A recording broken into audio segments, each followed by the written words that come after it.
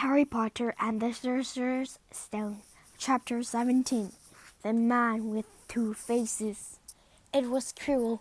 "You!" gasped Harry. Quirrell smiled.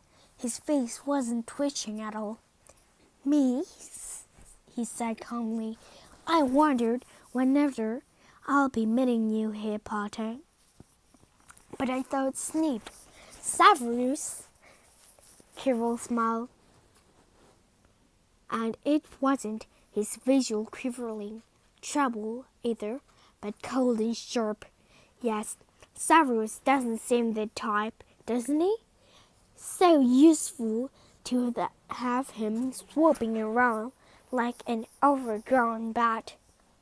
Next to him, who wouldn't suspect poor stuttering Professor Quirrell?"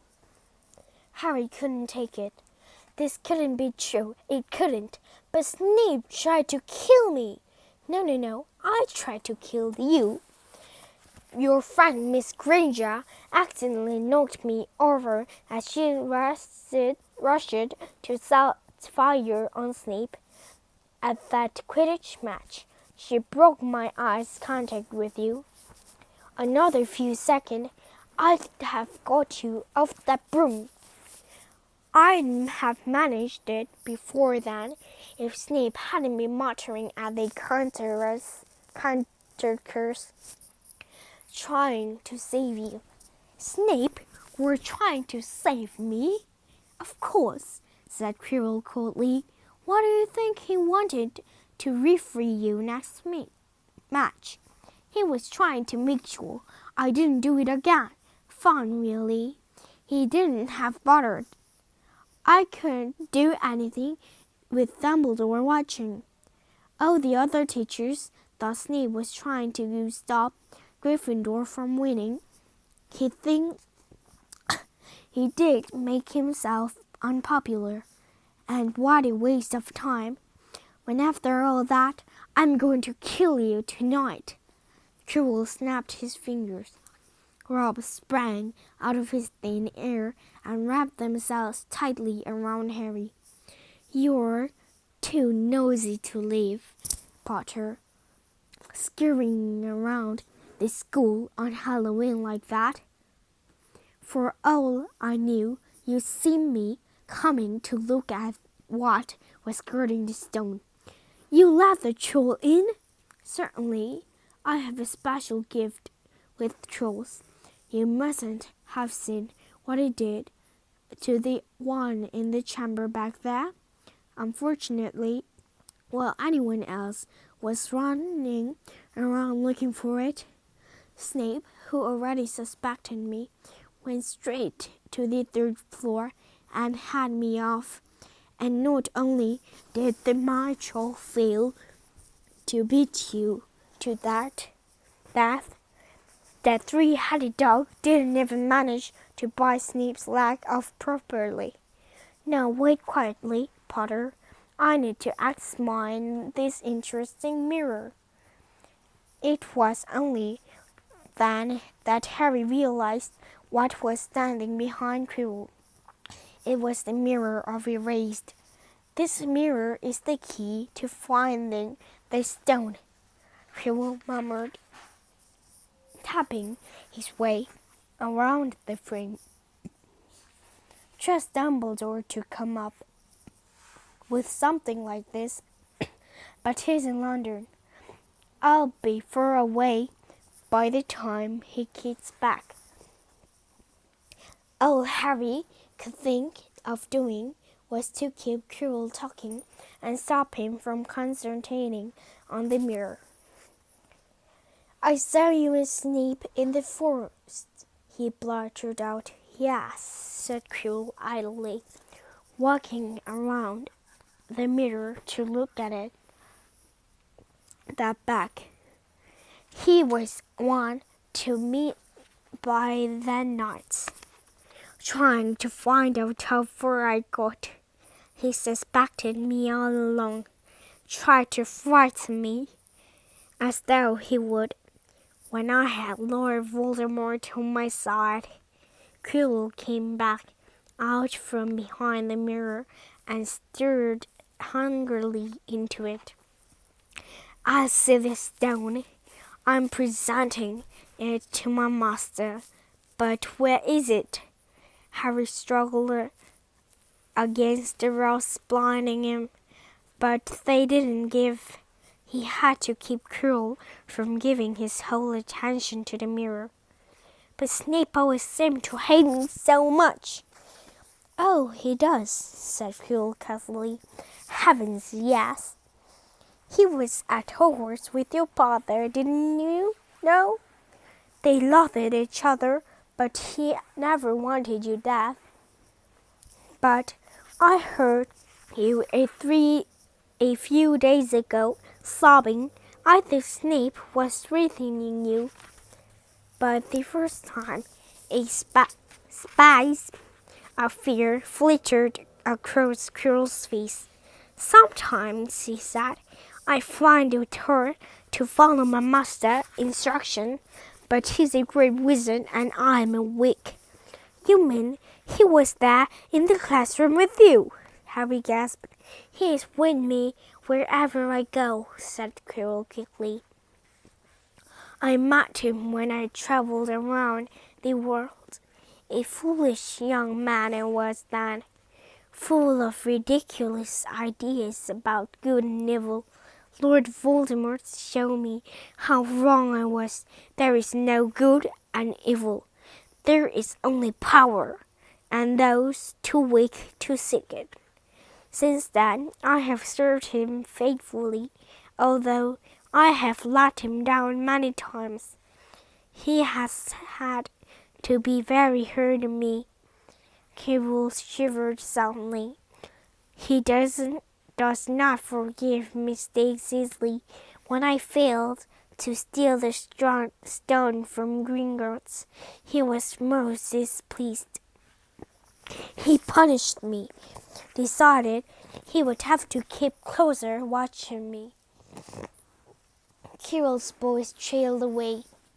Harry was remembering his trip to Diagon. How could he have been so stupid? He'd seen Quirrell there that every day, shaking hands with him in the Leaky Cauldron. Quirrell cursed under his breath. "I don't understand. Is the stone inside the mirror? Should I break it?" Harry's mind was racing. "What I want more than anything else in the world that moment," he thought, "is to find the stone before Quirrell does. So if I look in the mirror, I should see myself finding it, which means I'll see where it's hidden. But how can I look without Quirrell realizing what I'm up to?" He tried to edge to the left, to get in front of the glass without Quirrell noticing, but the ropes around his ankles were too tight. He tripped and fell over. Quirrell ignored him. He was still talking to himself. "What does this mirror do? How does it work? Help me, master!"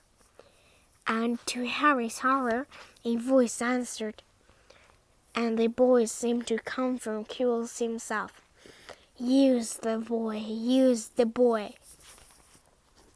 Quirrell rounded at Potter. "Yes, Potter, come here."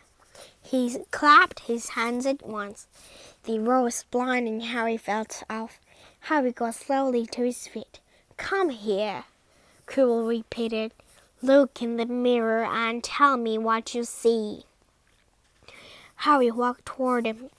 I must lie, he thought desperately. "I must look and lie about what I see, that's all." Quirrell moved close behind him. Harry breathed in the funny smell that seems to come from Quirrell's turban. He closed his eyes, stepped in front of the mirror, and opened them again. He saw his reflection, pale and scared looking at first, but a moment later the reflection smiled at him. It put its hand into its pocket and pulled out a blood red stone. It winked and put the stone back in its pocket. And as it did so, Harry felt something heavy dropped into his real pocket, somehow incredibly. He'd gotten the stone. "Well," said Quirrell impatiently, "what do you see?" Harry screwed up his courage. "I see myself shaking hands with Dumbledore," he bantered. "I've won the House Quidditch Cup for Gryffindor." "Quirrell, I won the House Cup for Gryffindor." Quirrell cursed again. "Get off the way," he said. As Harry moved aside, he felt the Sorcerer's stone against his leg. Dare he make a break for it? But he hadn't walked 5 paces before a high voice spoke. Though Quirrell wasn't moving his lips. He lies. "Potter, come back here!" Quirrell shouted. "Tell me the truth. What did you see?" The high voice talked again. "Let me speak to him face to face. Master, you are not strong enough. I have strength enough for this." Harry felt as if Devil's Near was rooting him to the spot. He couldn't move a muscle. Terrified, he watched at Quirrell reaching up and began to unwrap his turban. What was going on? The turban fell away. Quirrell's head looked strangely small without it. Then he turned slowly on the spot. Harry would have screamed, but he couldn't make a sound. Where they should have been a back to Quirrell's head, there was a face, the most terrible face Harry had never ever seen. It was a chalk white with glaring red eyes and split its nostrils like a snake. "Harry Potter," it whispered. Harry tried to take a step backward, but his legs wouldn't move. "See what I have become," the face said. "Mere shadow and vapor. I am only when I can share another body. But there have always been those willing to let me in their hearts and minds. Unicorn blood has strengthened me these past weeks. You said faithful Quirrell drinking it for me in the forest. And once I have a desire of life, I will be able to create a body of my own. Now, why don't you give me the stone in your pocket?" So he knew. The feeling suddenly surged back into Harry's leg. He stumbled backward. "Don't be fooled," snarled the face. "Better save your own life and join me, or you'll meet the same end as your parents. They died begging me for mercy." "Liar!" Harry shouted suddenly. Quirrell was walking backward at him, so that Voldemort could still see him. The evil face was now smiling. "How touching," he teased. I always value bravery, yes, boy. Your parents was brave. I killed your father first, and he put up a courageous fight. But your mother needn't have died. She was trying to protect you. Now give me the stone, unless you want her to have died in vain." "Never!" Harry sprang toward the flame door, but Voldemort screamed, "Seize him!" And the next second, Harry felt Quirrell's hand close on his wrist.